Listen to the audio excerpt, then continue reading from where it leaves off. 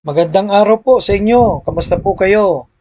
And narito po tayo sa Matthew chapter 10 verse 20. How God speaks. Napakalaga po niyan.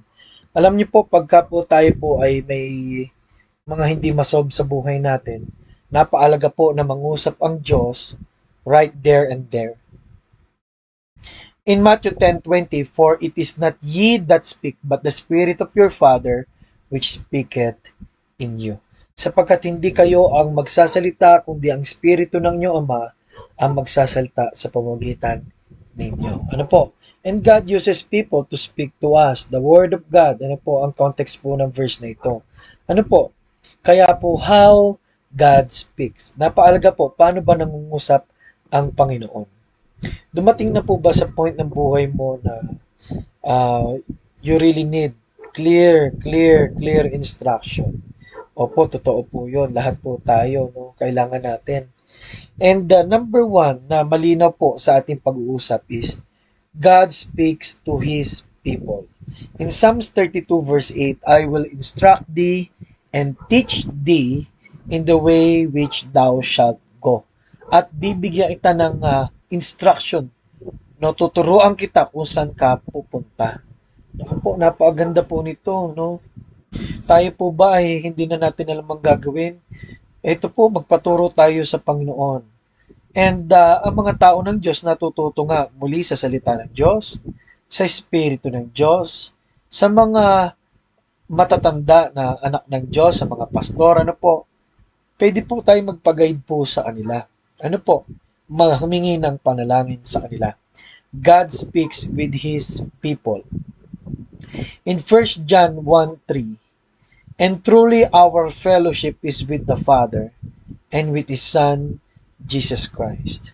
And truly our fellowship is with the Father and with His Son, Jesus Christ. So, God speaks with His people, no? So, yung pag-ugnay po natin sa Diyos, kay Kristo, ay may resulta rin po na pwede tayo maging kaugnayan ni Kristo sa ibang tao. Ang tawag po doon ay fellowship. Ano po? Kaya nga sabi ng Bible, mayroong nagsasalita na higit pa sa kapatid, no? O higit pa sa kasama o kaibigan. Iba po yung sinabi ng Bible na kapatid sa pananampalataya, no? So mahalaga po ang fellowship. Sa fellowship po, sa pagpunta natin sa church, na ipag-ugnayan tayo sa mga kapwa Kristiyano, hindi lang tayo napapalakas, nagkaroon ng clear message and leading ang Diyos kung ano ang kailangan po natin at ano dapat nating ugaliin. Number three, God speaks through His people. Okay, in Matthew chapter 10 verse 20, for it is not ye that speak, but the Spirit of your Father which speaketh in you. Ano po, mga teacher ng salita ng Diyos, pag sila ay nagturo, nangaral, lahat po yan nangungusap, salita ho yun ng Diyos, no? Pag tayo nanalangin niya, paminsan kinakausap na tayo ng Diyos. And miracles happen because we believe, no, na may sinasabi po ang Diyos sa atin na pagka ating pong tinugon, ating pinainggan, nangyayari ang mga bagay na hindi basta inaasahan ng tao. Ano po? Kaya mga minamahal, ang tanong po sa araw na ito, no, paano nangusap ang Diyos at paano nangusap ang Diyos sa iyong buhay? Ano po, nawa sa pamagitan po ng mga aral na ito, mangusap ang Panginoon, kausapin mo siya.